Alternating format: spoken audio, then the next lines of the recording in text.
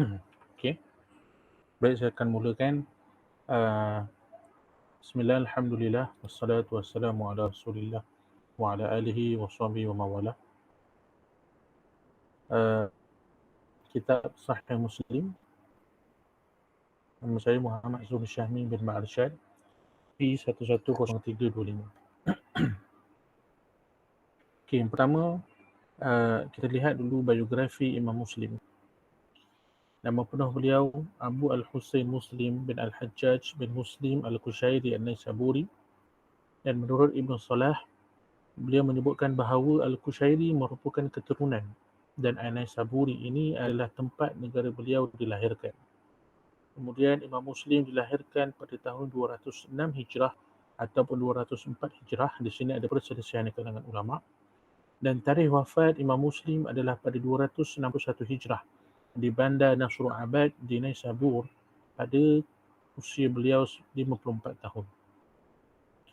Imam Muslim bermusafir keluar daripada kampungnya bagi menimba ilmu pengetahuan dan menemui beberapa tokoh hadis di Baghdad, berhafaz hadis ketika mana menuju ke Hijaz, Iraq, Syam, Mesir dan lain-lain.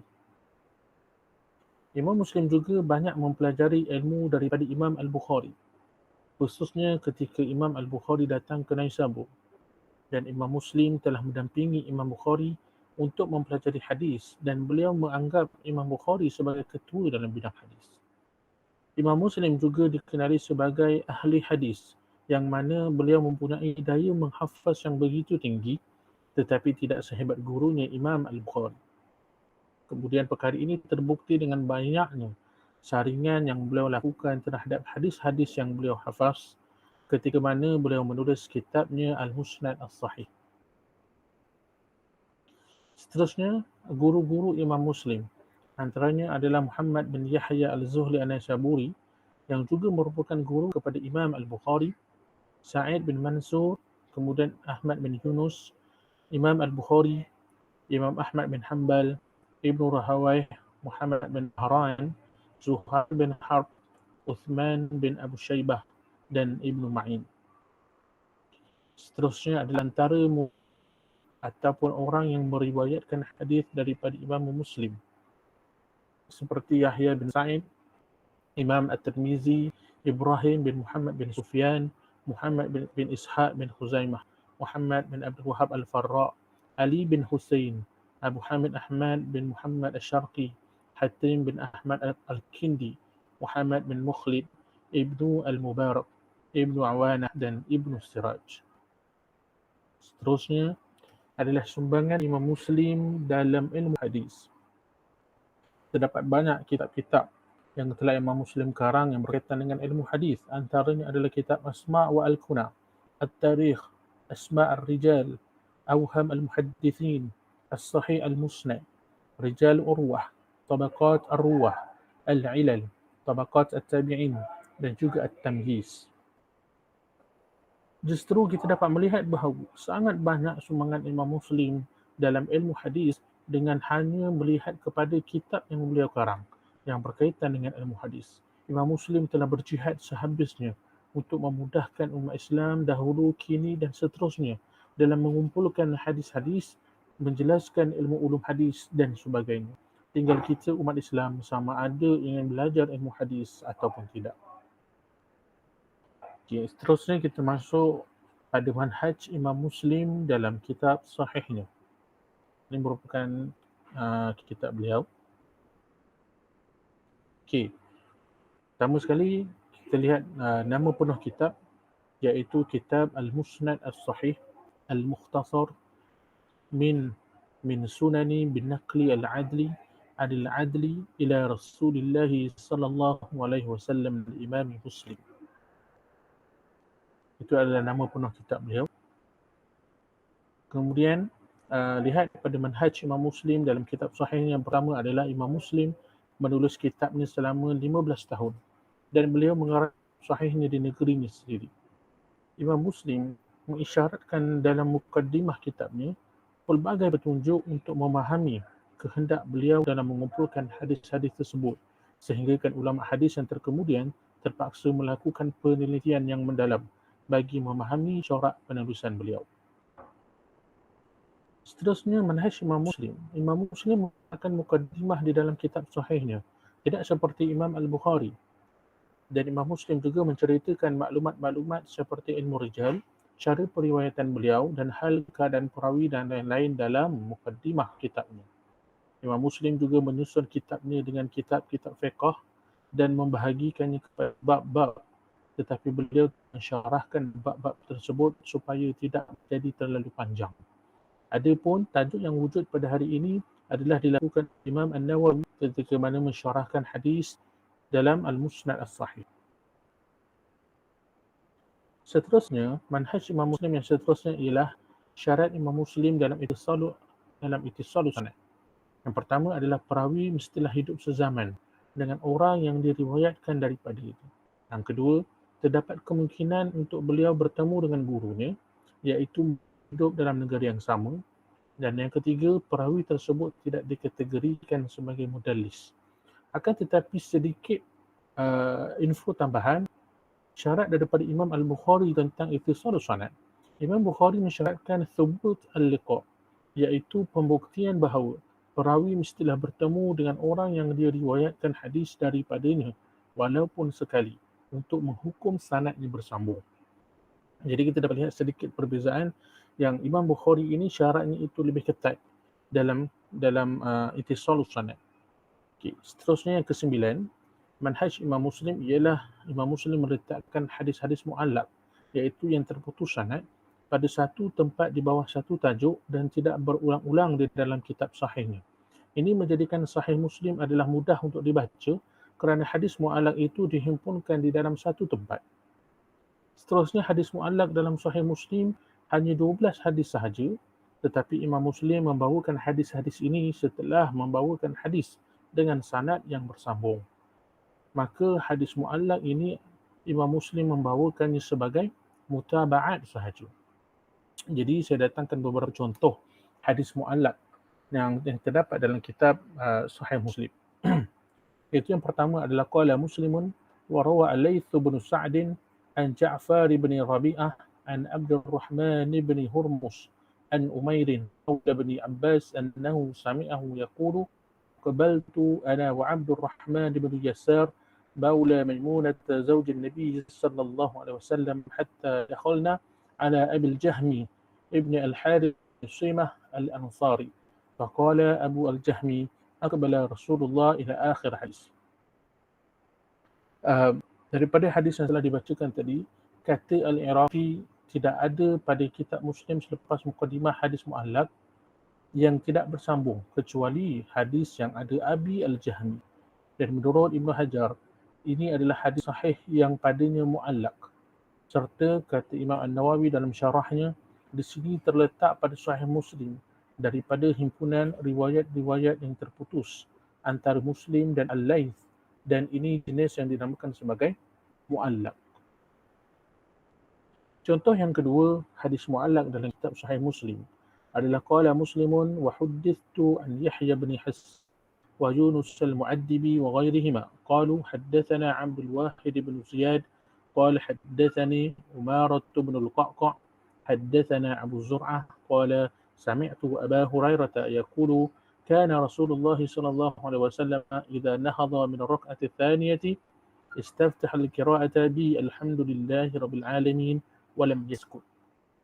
Dikatakan kat sini, hadis ini adalah berkaitan tentang Abu Hurairah mengatakan bahawa apabila Rasulullah SAW bangkit daripada rukuk yang kedua, beliau membuka bacaannya dengan Alhamdulillahirabbil alamin dan tidak diam. Okey. Daripada hadis tersebut, kata Imam An-Nawawi, hadis ini adalah daripada hadis-hadis yang mu'allaq, yang mana gugur pada awal sanadnya dalam Sahih Muslim. Dan hadis ini adalah hadis sahih kerana ada riwayat yang lain, iaitu daripada Abi Nu'aim.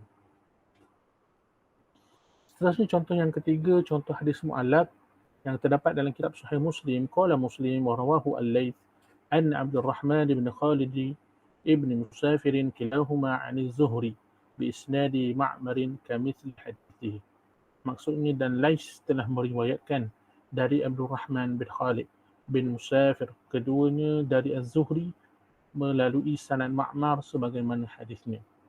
Okay, dikatakan jalan ini meriwayatkan jalan ini merupakan riwayat yang mu'allaq untuk mutaba'at dan syawahid ke atas apa yang diriwayatkan sebelumnya bersambung, iaitu daripada jalan atau riwayat Ma'mar dari Az-Zuhri, dari Salim bin Abdullah daripada bapanya, kemudian dikatakan daripada Abdullah bin berkata telah mengabarkan kepada kami Abu al-Yaman telah mengabarkan kepada kami Syuaib. Okey, seterusnya manhaj yang ke-12 iaitu metodologi pemilihan hadis Imam Muslim. Jika perawi yang mempunyai ramai murid dan banyak hadis seperti mana Az-Zuhri, maka Imam Muslim membahagikan anak murid perawi itu kepada 5 martabat. Martabat yang pertama adalah perawi bertaraf hufaz dan tekun dan bersama dengan Az-Zuhri untuk tempoh masa yang lama seperti mana Malik, Uqail, Syuaib dan Ma'mar. Martabat yang kedua, perawi yang bertaraf hufaz dan tekun tetapi tidak bersama Az-Zuhri untuk tempoh masa yang lama seperti Al-Auza'i dan Laith bin Sa'id. Martabat yang ketiga, perawi yang dipertikaikan sedikit hafazan mereka terhadap hadis tetapi mereka melazimi Az-Zuhri untuk tempoh masa yang lama seperti Sufyan bin Husain dan Ja'far bin Burqan. Martabat yang keempat, perawi yang dipertikaikan sedikit hafazan mereka dan tidak melazimi Az-Zuhri untuk tempoh masa yang lama seperti Ishaq bin Abi Farwah. Dan martabat yang terakhir iaitu martabat yang kelima, perawi yang dhaif dan matrukin iaitu yang ditinggalkan riwayatnya seperti Muhammad bin Sa'id al-Maslub. Baiklah. Seterusnya yang ke-13 manhaj Imam Muslim. Imam Muslim beliau akan memilih perawi martabat pertama dan kedua untuk dimuatkan dalam usul, manakala dalam mutaba'at dan syawahid Imam Muslim akan memilih martabat yang ketiga.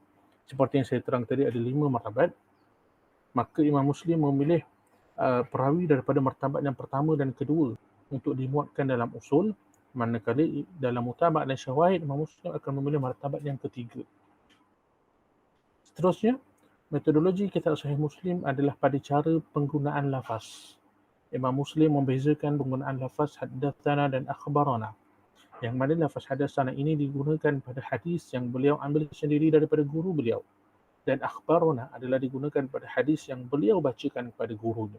Sebagai contoh saya datangkan adalah wa haddatsana Abu Tahir wa Harmalah bin Yahya wa Ahmad bin Isa qala Ahmad haddatsana wa qala al-akharani akhbarana Ibnu Wahb qala akhbarani Yunus. Jadi terdapat dekat sini haddatsana yang mana Imam Muslim ambil gurunya dan akhbarana yang mana Imam Muslim menerangkan hadis kepada gurunya. Okey. Haddatsana iaitu yang Imam Muslim ambil sendiri daripada guru dan akhbarana adalah hadis yang beliau bacakan kepada guru. Baiklah. Seterusnya yang ke-15 manhaj Imam Muslim adalah berkaitan tentang bilangan kitab dalam Sahih Muslim, iaitu terdapat 54 kitab, tidak termasuk mukadimah, bermula dengan Kitabul Iman dan berakhir dengan Kitabut Tafsir. Dan bilangan bab-bab di dalam sahihnya adalah sebanyak 1329 bab. Selain itu, manhaj Imam Muslim dalam kitabnya adalah jika terdapat nama perawi dalam sanadnya yang tidak disebut secara penuh, iaitu muhmal, maka Imam Muslim akan memperkenalkannya dengan lebih terperinci supaya dapat membezakannya dengan perawi yang lain. Sebagai contoh, hadis ke-2652, haddatsana Ishaq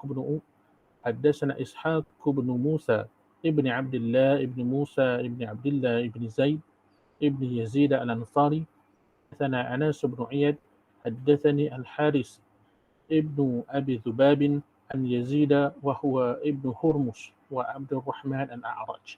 Di sini di dalam hadis hakikatnya disebutkan an Yazid sahaja, tetapi Imam Muslim menambahkan an Yazid wa huwa ibn Hurmus, iaitu Imam Muslim menerangkan siapakah Yazid sini.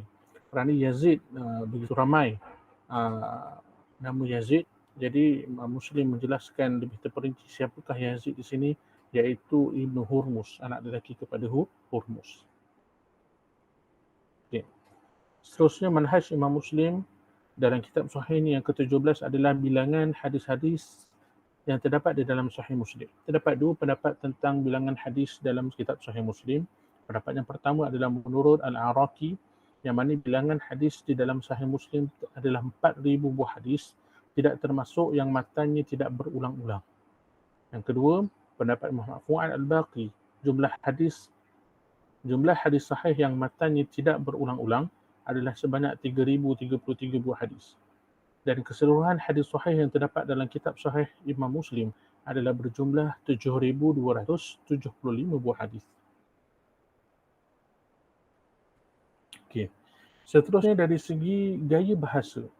Imam Muslim menggunakan bahasa yang sederhana, boleh difahami dan diterjemahkan sesuai dengan proses pembelajaran.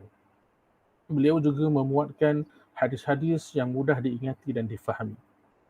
Jadi secara ringkasnya saya dapat katakan itulah serba sedikit penjelasan tentang metodologi ataupun manhaj Imam Muslim dalam menulis kitabnya Al-Musnad As-Sahih. Dan dapat dilihat bahawa Imam Muslim berhempas pulas untuk menyiapkan kitabnya agar dapat memudahkan umat Islam di masa akan datang. Baiklah, kita lihat keistimewaan kitab Sahih Muslim. Yang pertama, jumhur ulama bersetuju dan bersepakat mengiktiraf kedudukan kitab Sahih Muslim sebagai kitab kedua selepas kitab Sahih Al-Bukhari. Yang kedua, Sahih Muslim merupakan kitab yang paling sahih selepas kitab Sahih Al-Bukhari dan pelengkap kepada kitab gurunya. Sebagaimana kata-kata Imam Muslim sendiri, aku kumpulkan hadis-hadis supaya aku dan orang yang menulis hadisku mempunyai satu kumpulan hadis yang tidak diragui kebenarannya. Seterusnya yang ketiga, metodologi berbeza dengan metodologi Imam Al-Bukhari, di mana beliau mengumpulkan matan-matan yang berbeza di dalam satu riwayat di satu tempat tanpa dipecahkan kepada beberapa bab. Yang keempat, keistimewaan kitab Sahih Muslim, penjelasannya tidak putus-putus tetapi mengikut langkah-langkah yang teratur dan di dalam judul yang tertentu. Dan yang kelima, mengumpulkan segala jalan hadis di satu tempat, di mana mudah untuk kita mencarinya dan mengeluarkan hukum darinya. Seterusnya yang keenam, keistimewaan kitab Sahih Muslim, tidak banyak hadis-hadis yang berulang dan akan cuba untuk mengelakkannya jika boleh. Yang ketujuh, Sahih Muslim mengandungi 7,275 buah hadis yang sahih, termasuklah yang matanya disebut berulang-ulang. Jumlah hadis sahih yang matanya tidak berulang adalah jumlah 4,000 buah hadis. Dan kitab Sahih Muslim dikumpulkan di dalam 54 tajuk yang juga dikenali dengan kitab. Seterusnya kita masuk kepada kritikan dalam Sahih Muslim. Walaupun Sahih Bukhari dan Muslim ini dianggap sebagai kitab yang paling sahih, tetapi terdapat ulama hadis yang mana mengkritik beberapa hadis dalam kedua-dua kitab ini seperti Ad-Daruqutni dan Ali Al-Jiyani. Namun kritikan Ad-Daruqutni ini kita boleh sifatkan seperti berikut. Yang pertama adalah kritikan ulama Islam kebanyakannya adalah disebabkan mereka menganggap beberapa hadis yang diriwayatkan oleh Bukhari dan Muslim tidak mencapai piawaian Al-Bukhari dan Muslim. Yang kedua, kritikan mereka adalah berasaskan ilmu ilal hadis, bukannya hawa nafsu semata-mata seperti kritikan moden yang hanya menggunakan akal. Yang ketiga, kritikan ulama Islam ada kalanya tertumpu kepada beberapa lafaz dalam hadis yang kurang tepat, tetapi tidak untuk menolak keseluruhan hadis tersebut. Ia berbeza dengan kritik moden yang ingin menolak keseluruhan hadis dengan hawa nafsu. Walau bagaimanapun, kritikan ini telah dijawab oleh Ibnu Hajar dalam Hadi As-Sari dan Imam An-Nawawi dalam Syarah Sahih Muslim. Baiklah, seterusnya kita lihat pandangan ulama terhadap Imam Muslim. Yang pertama kata Ishaq bin Mansur dan Ibnu Hajar, kami sentiasa mendapat kebaikan selagi engkau masih hidup. Yang kedua kata Muslimat bin Al-Qasim, beliau berkata Imam Muslim adalah seorang yang thiqah dan dihormati oleh para ulama. Dan yang ketiga kata Al-Khatib, Muslim telah mengikuti jejak Imam Al-Bukhari, memperhatikan serta mempelajari ilmunya dan menempuhi jalan yang dilaluinya. Okay. Seterusnya masuk kepada antara kitab-kitab syarah Sahih Muslim. Yang pertama adalah yang paling masyhur, iaitu Sahih Muslim bisyarah An-Nawawi oleh Imam Muhyiddin Abi Zakaria Yahya Ibn Sharif An-Nawawi. Yang kedua adalah kitab Fathul Mun'in Syarah Sahih Muslim oleh Profesor Dr. Musa Shahin Lashin. Yang ketiga adalah Ikmal Al-Mu'allim oleh Qadhi Iyad. Yang keempat adalah Fathul Mulhim oleh Syekh Ahmad Uthman Al-Deobandi, dan disambung kitabnya itu oleh Syekh Taqi Uthmani. Maka sebagai penutup dan kesimpulan, saya mengatakan bahawa Imam Muslim merupakan seorang tokoh ulama hadis yang diiktiraf oleh ulama. Beliau berkorban jiwa raga untuk menuntut ilmu dan menulis kitab yang memberi manfaat kepada seantero dunia, sama ada dahulu, kini dan seterusnya. Imam Muslim wajar dijadikan contoh teladan di kalangan masyarakat, sama ada tua maupun muda, dalam semangat untuk menuntut ilmu serta kebijaksanaannya dalam mengarang kitab sahihnya yang sistematik dan teratur dan memudahkan umat Islam untuk membaca dan memahaminya. Syukran ala husni istimaikum. Sekian, terima kasih. Hadza faqat minni.